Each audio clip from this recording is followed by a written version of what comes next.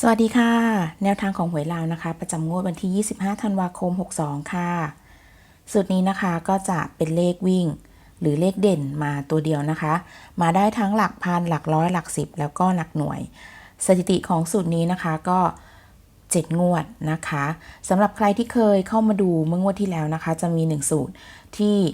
คำนวณแล้วสถิติ 9 งวดนะคะแล้วมันก็เข้าเป็นงวดที่ 10ก็หลักคำนวณถ้าเกิดใครอยากย้อนดูได้นะคะจะมีวิธีการคำนวณเมื่องวดที่แล้วให้แล้วส่วนสูตรนี้นะคะเป็นสูตรที่ลงใหม่ยังไม่เคยลงให้นะคะเราใช้หลักร้อยคูณด้วย5บวกด้วยหลัก10คูณด้วย3บวกด้วยหลักหน่วยนะคะแล้วก็บวกด้วยเลข2สถิติ7 งวดนะคะผลที่ได้แจ้งไว้ก่อนเลยจะได้ตัวเลขตัวเดียวกันกับสูตรสถิติ10 งวดนะคะที่เคยลงให้สูตรนั้นไม่ได้นำมาลงให้แล้วเพราะว่าเพื่อนๆสามารถที่จะไปย้อนแล้วก็ศึกษาดูกันได้นะคะได้ตัวเลขเหมือนกันมาดูสูตรนี้กันเป็นสูตรใหม่นะคะเริ่มที่วันที่30 ตุลานะคะเราใช้หลักร้อยคือเลข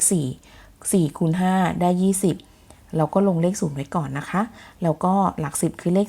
4คูณ3ได้12หลักหน่วยคือ8นะคะแล้วก็ตามด้วยเลข2เราจะได้0บวก2บวก8เป็น10นะคะบวก2อีก1ครั้งเป็น12ตัวเลขที่ได้คือเลข2วันที่6พฤศจิกายนนะคะ4125รอบนี้เข้าไปที่หลัก10นะคะต่อไปเราใช้หลักร้อยคือเลข1คูณ5ได้5หลัก10คือ2นะคะคูณ3ได้6หลักหน่วยคือ5แล้วก็ตามด้วยเลข2ค่ะก็จะใช้5บวก6มีค่าเป็น11บวก5มีค่าเป็น16บวกกับ2มีค่าเป็น18ได้เลข8ตัวเดียวนะคะผลที่ได้ก็คือ8965งวดวันที่13พฤศจิกามาดูของงวดถัดไปนะคะหลักร้อยคือเลข9คูณ5ก็ได้45บวกด้วยหลัก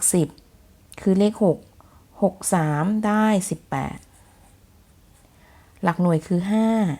5ตามด้วยเลข2ค่ะเราใช้5บวกกับ8นะคะมีค่าเป็น13บวก5มีค่าเป็น8นะคะ8บวก2มีค่าเท่ากับ10ก็จะลงท้ายด้วยเลข0นะคะผลที่ได้วันที่20เดือนพฤศจิกา0880นะคะเข้าทั้งหลักพันนะคะแล้วก็หลักหน่วยวันนี้นะคะเพราะว่างวดนี้มันเป็นหัวท้ายนะคะเป็นเลข0ต่อไปนะคะหลักร้อยคือเลข8 85ได้40หลัก10คือเลข3 83ได้24หลักหน่วยคือ0นะคะตามด้วยเลข2เราใช้4บวกกับ2ได้เลยมีค่าเป็น6ผลที่ได้นะคะวันที่27 0560นะคะรอบนี้เข้าไปที่หลัก10สูตรนี้นะคะจะมาแบบไม่ตรงหลักนะคะต้องแจ้งไว้ก่อนนะแล้วก็ต่อไปหลักร้อยคือเลข5คูณ5ได้25นะคะหลัก10คือ6 3ได้18หลักหน่วยคือ0แล้วก็ตามด้วยเลข2คงที่เราได้5บวกกับ3บวกกับ8นะคะมีค่าเป็น13ใช้3บวกกับ2ได้5ผลที่ได้วันที่4ธันวานะคะ4959นะคะรอบนี้ก็จะเป็นหลัก10ถัดไปเลยนะคะหลักร้อยคือเลข9คูณ5ได้45หลัก10คือ5 3ได้15หลักหน่วยคือ9นะคะสูตรนี้บวกได้2ห้อยท้าย5บวก5เป็น10บวก9ได้15นะคะ15บวกกับ2ได้17นะคะเดี๋ยวดูก่อนได้7ไหมไม่มี7ต้องทวนแล้วแหละทวนใหม่นะคะ9คูณ5ได้45 5 3ได้15นะคะบวกด้วยเลข9ได้1919บวกกับ2นะคะเป็น11ไม่ใช่เลข7เป็น11นะคะก็จะได้เป็น